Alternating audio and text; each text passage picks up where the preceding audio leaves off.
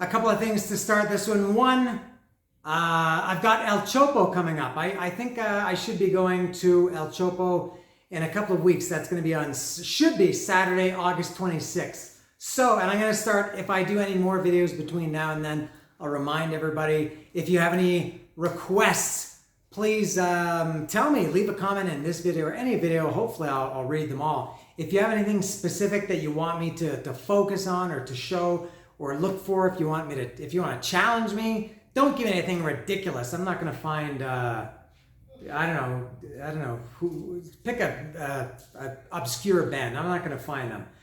So a realistic challenge, not the punching nuns of the unlimited credit. I'm not going to find any of their stuff there. But if you want me to find something at El Chopo and show it, please let me know, and I'll try to accommodate. So that should be coming up on August 26th, if all goes according to plan. The second thing, more Amazon crap. I'll keep this very quick. I'm not going to do a video about this. I ordered something a week and a half ago. A week, let's say. It was supposed to come Monday this week. It didn't come Monday. They always say by 8 o'clock. So at 8 o'clock Monday, it said, "We're sorry, your package is delayed, blah, blah, blah. It will be there by this Friday. We hope." They said, if not, then the next day you will be eligible for a refund. So of course, it's still not here. I know it's not going to come. I just know it's not going to come. It's lost somewhere. It made it to Laredo, Texas, and then it stopped. Normally, once I can see in the tracking, once it's in Laredo, which is always the last stop before Mexico, it arrives at my house 2 to 3 days after Laredo. And it was in Laredo on Friday last week. So it's not coming. So, so again, this is something that I paid for, that they sent, that I didn't get. Now I have to wait longer. I still don't have it. And only then am I eligible for replacement, refund, whatever. So God, I'm going to have to go through that whole thing again. Yeah, that's the end of that. So on to bigger and better things. Iron Maiden, Peace of Mind. That's what I'm going to talk about right now. I think this will also be the last Iron Maiden album I'll talk about. This sounds so final, but I think it's going to be the last one ever. I think I've talked about all the ones I'm getting on vinyl for sure. I did Power Slave and Somewhere in Time, the first two, Number of the Beast, of course, Seventh Son of the Seventh Son. I don't have any more on record. I could switch to CDs, but for now, let's say this will be the end of Iron Maiden, Peace of Mind. Now, for me, this album is, I know it's a favorite for most people, for most Iron Maiden fans. Not for me. I do like it, but I don't like it nearly, I think, as much as most people do, and I will explain why as I go through it track by track, which I'll do in a minute. And I never had this, and this is a little bit of an unboxing. That guy, Mike, whatever his name is, says he doesn't like it, but I guess maybe I'm bringing it back. This is, it's been opened, and it does say Peace of Mind on both stickers, and I just tore the tab just to look in, and it is Peace of Mind indeed. So, and I never had this on record, as I've talked about before. The first Iron Maiden record I ever got was Number of the Beast, and I had Power Slave. I'm talking about both of these at the time they came out. Peace of Mind, I have no idea why, but I never had it. I knew it. I loved Iron Maiden back there. I was aware of them. Don't know why I never got this album. I only got it on CD in, I guess when those remasters or reissues came out on CD in 1998. That had the interactive things on them, when they used to have CD-ROM stuff on them, and you'd put it into your hard drive, and it was a big deal. They had the video probably for Flight of Icarus and the Trooper on there, and I don't know. But maybe that was why. Maybe because I never had it when I was that young to form the attachment to it. I'll say that's why, because it's not a bad album. I would even say some of the songs on it are as good as anything Iron Maiden has ever done, but I never had that bond to it, probably because I never had it. And sonically, I think this album, I've talked about this before, sounds identical to Power Slave. Sounds like they went in, this is it, for some reason, I know this was recorded at Compass Point Studios in Bahamas, and it sounds like they went into that studio, recorded the 9 or 10 songs are on Peace of Mind, the 8 songs are on Power Slave, all in one session, and then put them out as Peace of Mind in '83 and Power Slave in '84, and they just left all the settings all the same, recorded both albums, and that was it. So I don't think that, I'm not saying it has something to do with the studio or the producer, because all these albums were produced by Martin Birch, and they sounded a little bit different. Somewhere in Time was pretty different. Number of the Beast, I think, was pretty different. But these two, for me, sonically, Peace of Mind and Power Slave are good, like really companion albums, I think, sonically. This tour, I never saw this tour. I didn't start going to concerts till a year after this, but I do remember this tour coming to Toronto. Actually, not Toronto, but there's a place north of Toronto, and a place called Vaughan or Maple. I'm not sure what it's called Canada's Wonderland. It's a big amusement park. I think it had opened 2 years before. Maybe it opened in '81, around there, '82. And they had one of these big outdoor, I guess that now you would call it an amphitheater. I think it's long gone. And Iron Maiden played there with Coney Hatch. And I remember that show.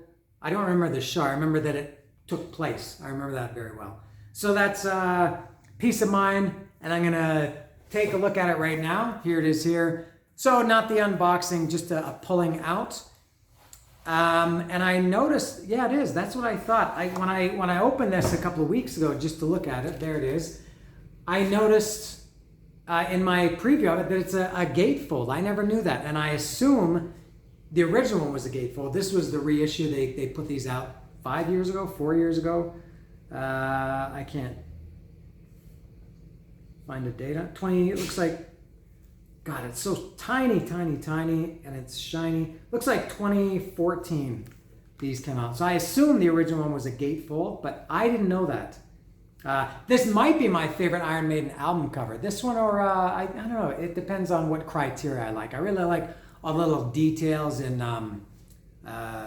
Power Slave and Somewhere in Time, but just as a real striking image, I really like this one a lot. I like the gold, the padded room and the straight jacket and everything. Like it a lot. Peace of Mind.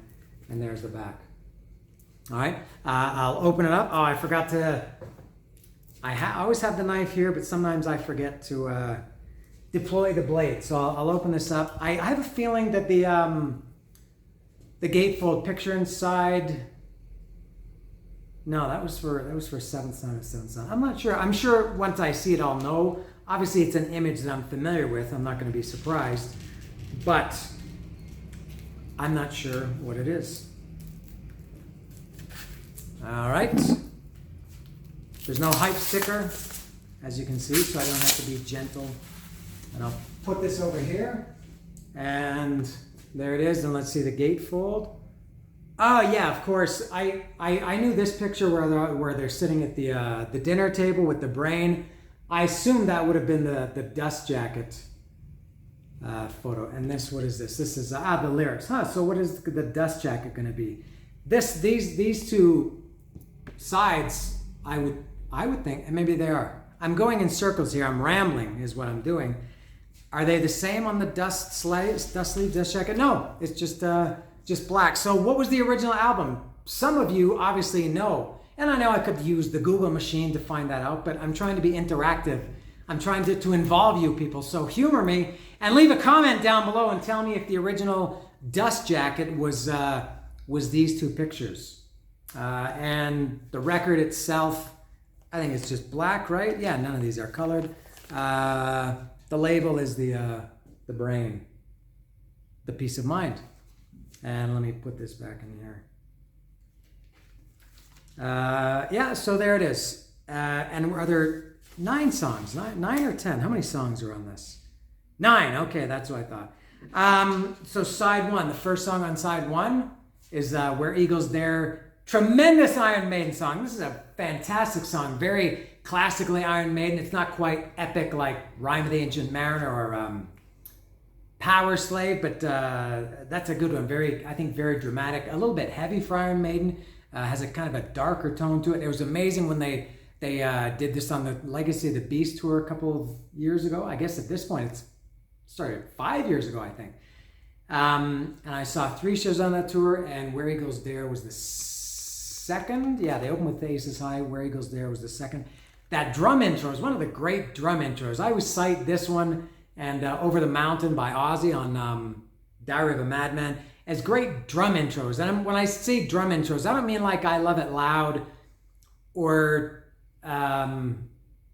where what else? Louder Than Hell by Motley Crue. Not where the drum intro becomes the beat of the song, but where they have this, it's almost like a fill, like a drum intro.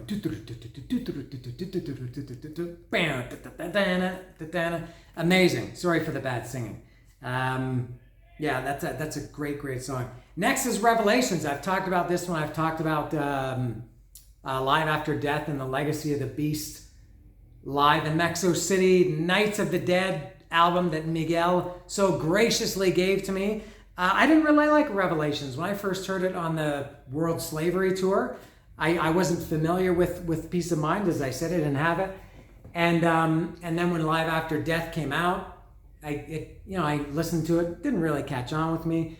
And then when they brought it back, I think for the first time in many years, maybe since the World Slavery Tour, when they brought it back in 2008 for the Somewhere Back in Time tour, I saw a lot of Iron Maiden fans were going crazy. Oh my God, they brought back Revelations. And I was like, that song is okay. All right. And then I don't know what it was, but when that was on the Flight 666 DVD and record, loved it. That's become one of the most listened to Iron Maiden songs for me in the last several years, and just a great vocal, everything. Just a really kind of I don't know, kind of, it's not a light song, but it's a nice song. It's got a lot of the Iron things you like about Iron Maiden. It's got in there. But oh my God, Revelations is an amazing song. I regret not getting into it many years before. Next is Flight of Icarus. This is a great one. Also live. I love Flight of Icarus live, and they brought that back also on the Legacy of the Beast tour 4 or 5 years ago, whatever that was, whatever I said. Fly on your way like an eagle, fly as high as the sun. And in the live version, Bruce had the flamethrowers on and everything. Die with Your Boots On. The song is okay. It's kind of a simple, a little bit repetitive for me. A lot of Iron Maiden songs, especially in the chorus, are repetitive. If you're gonna die, you're gonna die. If you're gonna die, you're gonna die. If you're gonna die with your boots on. If you're gonna try, just look around. If you're gonna die, that song is okay. And this is it this song? Yeah, it is this song. Was this the last song that they had true backing vocals on? Bruce says, because if you're gonna die, and then the backing vocals, if you're gonna die. I know they had some, whoa, whoa, whoa, and Heaven Can Wait, and I mean like true backing vocals where they're actually singing words. Die with Your Boots On, is that the last time Iron Maiden did that? I don't know.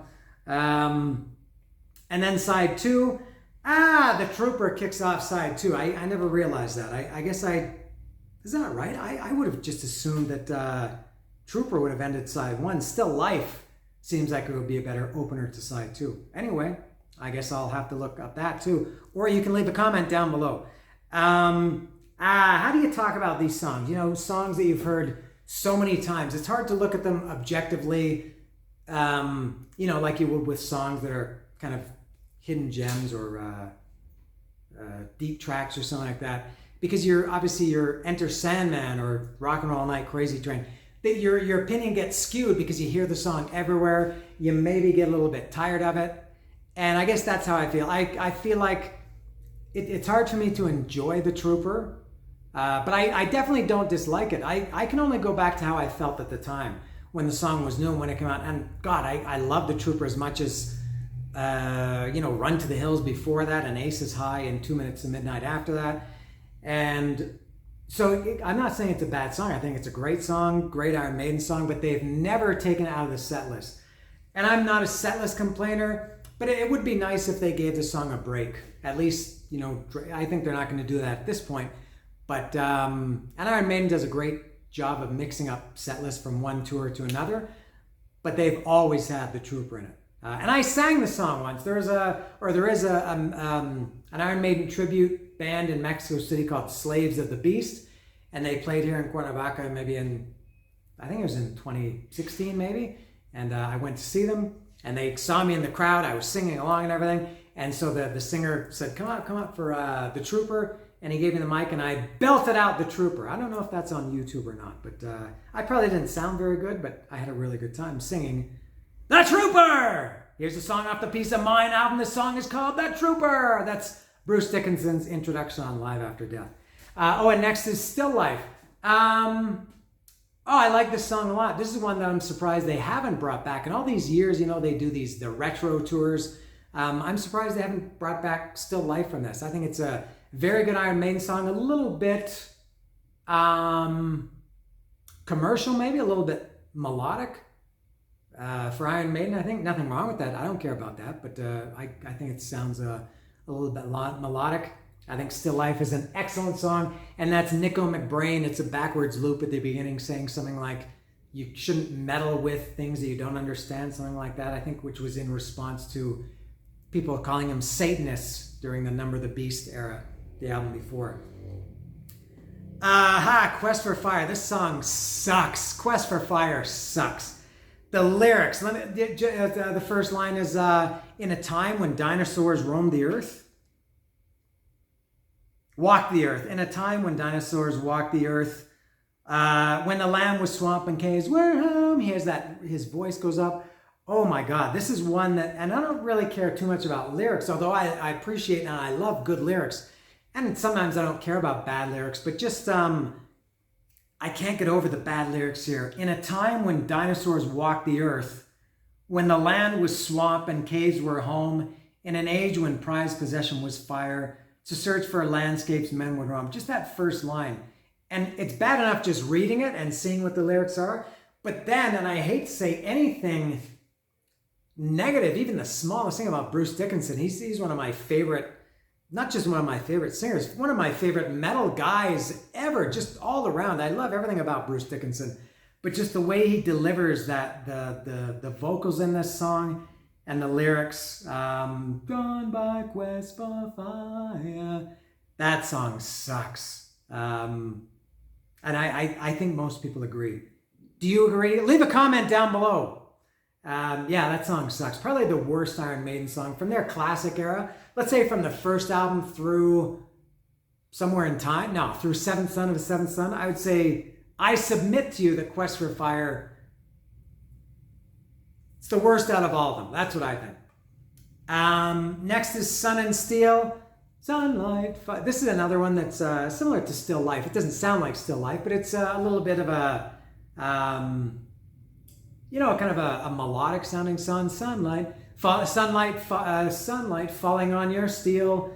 Death in life is your idea. Life is like a wheel. Good song, just a little bit, and some short songs. I'm just looking at the track, the length, 325, Sun and Steel. Quest for Fire, 340. Trooper, 415. Flight of Icarus, 351. This is maybe a little bit of a commercial album for Iron Maiden, I think. And then the last song is To Tame a Land. This is more Iron Maiden. This is epic. This is the longest one, 7:26. And you know what? I don't have any opinion about the song. I'm actually even, I would say, quite, or at least somewhat unfamiliar with To Tame a Land. I know it, but I don't like it. I don't dislike it. It's just kind of, it's just there. And I really don't know the lyrics. I know the music when it comes on. I can recognize immediately, oh, this is To Tame a Land. But it's a song I can't really sing along to. Luckily for you, I can't quote the lyrics to. And it's just, for me, just pretty average. Yeah, and Iron Maiden had some, their epic kind of songs are better than anybody's. But for me, To Tame a Land, it's not quite a strikeout. It's definitely not the stinker that Quest for Fire is, but it's okay. So there we go. That is... Peace of Mind is what this album is called. I forgot what I was talking about. So that's it. Thank you for watching, and remember to give give me the El Chopo request, and I will try to accommodate everything. Until then, that's all for Iron Maiden and Peace of Mind. Why can't I remember the name of this album? Yes, Peace of Mind.